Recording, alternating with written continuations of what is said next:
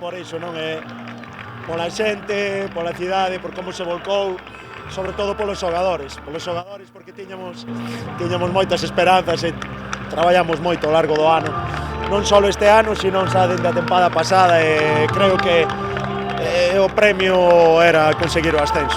Bueno, fútbol, toca levantarse. Mañana es lunes otra vez y con estos aquí pues es menos lunes seguro.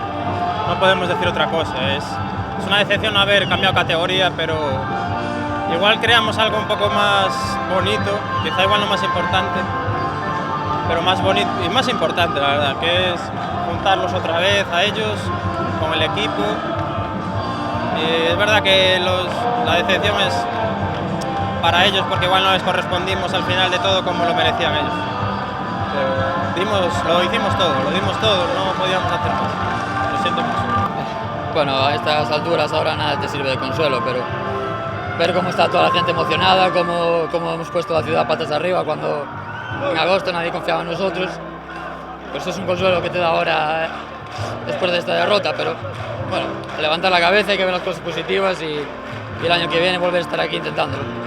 Hay que estar orgullosos tanto con el equipo como con la afición. La verdad es que este playoff se han volcado completamente con nosotros y la verdad es que es un orgullo. Yo creo que sinceramente hemos sido mejores que ellos. Nos han llegado ahí una la primera parte, un centro lateral con una segunda jugada y bueno.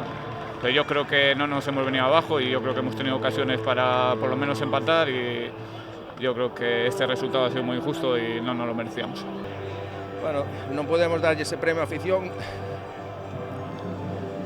a ciudad que se volcou con nos o día de hoxe, pero estamos moi orgullosos dos rapaces, dos xogadores, de toda a temporada que fixemos.